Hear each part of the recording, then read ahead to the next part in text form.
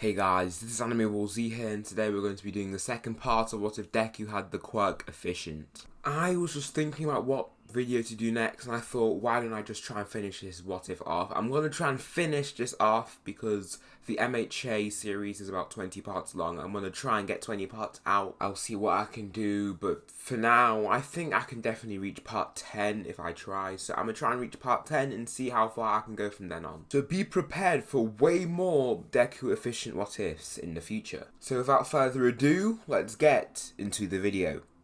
Slick talker since a jit.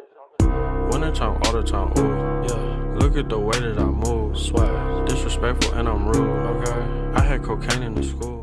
Deku, as you know, is very overpowered in this series. In the quirk apprehension test, he completely blows everyone away. He easily gets first place, being far above even Yaoyorozu's result. This puts everyone a place down accordingly. After this test, Shota, their teacher, gets a bit concerned about his strength. This kid could actually batter a lot of pro heroes. What is he doing with these other teams? He confronts Deku after the test and Deku says, "Why did I have to stay back?" Shota says, "You have to fight me." Deku says, "Why? I don't really want to." Shota says, "But that's not your choice to make, Midoriya." Deku smiles and zooms at Shota. He erases his quirk and Deku goes flying past him. He just face plants into the ground, then gets up and thinks, how did he just take away all my speed? The thing is, Deku still has his physical build, so he is still very fast and strong, etc. He just doesn't have supernatural levels of those attributes. Deku runs right back at Shota, intending on landing a kick. He fakes with a punch, which Shota dodges, and he leaps up and puts his foot forward. Perfect. Shota just ducks under the kick and Deku just goes flying forward again. He just grabs the back of Deku's shirt and slams him into the floor. Shota says, "Don't put so much power into every attack trying to mimic the power you once had. It won't work and you forget about the aftermath." Deku gets up by flipping up and throws a punch in front of his face, intending to make him blink. Shota doesn't flinch. He grabs his arm and knees him in the stomach. He is not holding back. Deku gets sent off of his feet from the force. Shota's eyes start to look strained, however. Deku runs at him and tries to uppercut him, but Shota dodges as expected. Deku jumps up after putting his hand on Shota's shoulder, which pushes him up quite a lot. Deku thinks, please work. Shota ducks under the kick, then Deku kicks him in the head. This knocking of the head causes him to forcefully blink. Deku turns at super speed and grabs his arm. In the same attack, he throws him forward. Then he briefly uses the first physical enhancement to zoom back to Shota and land a powerful one-for-all punch to his face, which launches him even further and causes a gust of wind to be released from the impact. Shota is so confused about what has happened. He took down his own teacher. He thinks, this kid isn't normal. He took me down. He might be stronger than a lot of pro heroes. That speed. He was a complete blur, and that punch hurt. Deku goes over to him and puts his arm out and gets him up.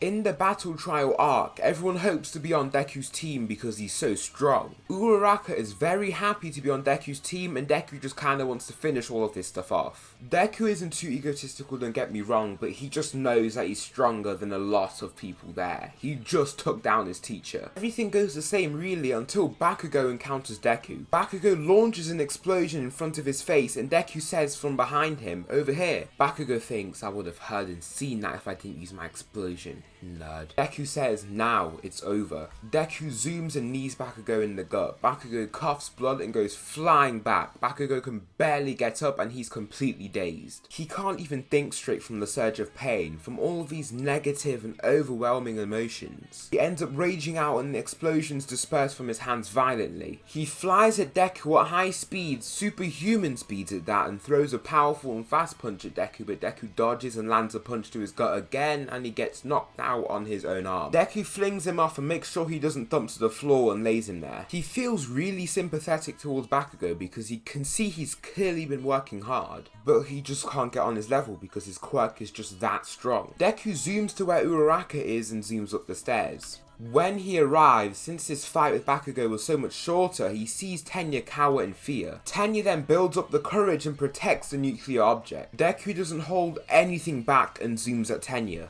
Tenya tries to stop him even though he looks like a major blur, but Deku just stops right in front of him and grabs him by the neck of his shirt and launches him towards Uraraka. He then taps the object and wins with ease. Everyone isn't surprised from him winning so easily. Deku doesn't have to go to Recovery Girl for anything, but Bakugo certainly does, and he took some serious damage. Bakugo's ego has just been completely destroyed. He feels so much anger and rage towards Deku for so far surpassing him. Deku goes to class and gets praise from some people and the usual people questioning about his quirk. He asks, "Where's Bakugo?" Someone says, "No, I don't think you should look for him." Deku doesn't listen and does it anyway. He eventually finds him and Bakugo is enraged to see him. Deku says, "What's wrong?" Bakugo shouts, "You know what's wrong." Deku says, "Just because I beat you in that thing?" Bakugo clenches his fist and explosions uncontrollably start to spout. He says under his breath, "Exactly that." He tries to use his explosion on Deku, but Deku is fast enough to dodge the attack as well as direct it to himself. Bakugo goes flying back into a tree and has caused even more injury on himself again. Bakugo just can't take it anymore. Bakugo shouts, "Why is this happening? Why?" A massive explosion spout from his hands, creating two huge explosions. Deku has to leap back to stop getting hit by the explosion. Bakugo drops his arms and passes out. Deku stops him from falling and brings him to Recovery Girl again from his injury after exploding his own body. Bakugo's ego has taken a turn for the worst. He's basically like depressed now. Think of it as when Asta found out how strong Yuno became in the Royal Knights exam and just zoned out really. Bakugo doesn't really talk to anyone anymore and has a boiling rage towards Deku. As you can see, Bakugo is looking really bad right now. Deku still gets voted class president, but this time he keeps the position. When the mass media intrudes UA and all the students are storming for the emergency exit, Deku notices it's just the mass media and uses the first physical enhancement to zoom above everyone and tell everyone it's just the news. This then leads to Deku not resigning as class president because he told the class it was the mass media, not Tenya. When they go to the USA facility for their training in different situations, Kurogiri and the League of Villains come like normal and the students are warped to different zones by Kurogiri. When Deku gets warped to the flood zone, he isn't phased at all. When he sees Tsuyu and Mineta, he doesn't bother in trying to use their own quirks. He uses the first physical enhancement and zooms down there. He kicks one villain, but this one kick, clocking in at above 280 miles per hour, causes the water to create violent waves, which is enough to give them an escape. He flies to the side of the water at super speed, then jumps up to the cruise. He puts out his hand and says, "Grab my arm." Mineta does so in fear and then Tsuyu grabs on. Deku also uses one for on his legs to send them flying off of the cruise onto the ground. Now let's get to the point with the Nomu. When Tomura comes towards them to attack them, Deku zooms and punches him in the face, sending him flying back, but Nomu pummels him into the ground. Deku coughs blood and screams in pain. He manages to get out of his grasp and leaps back, then uses the first physical enhancement. He zooms at the Nomu and lands an extremely powerful punch. The Nomu barely budges, he just shakes a bit. The Nomu punches him in the face, then kicks him away. The Nomu dives into the ground and appears behind him, then punches him in the back. Deku goes spinning over his shoulder and plants into the ground. He uses one for all and controls his first physical enhancement into his arm. He zooms at the Nomu, but he is so much slower that the Nomu is able to dodge with ease. Deku doesn't back down, however, and he quickly maneuvers around to land his punch, which actually does something and knocks him down a bit. The Nomu grabs his head and slams his head into the ground. Tsuyu and Mineta know if Deku is getting beat down like this, they'll die if they try to help, so they flee. The Nomu punches Deku away and Deku goes sliding across the floor. Deku then gets flashbacks of when he couldn't just win, when he was powerless. Deku thinks, no, that can't happen again.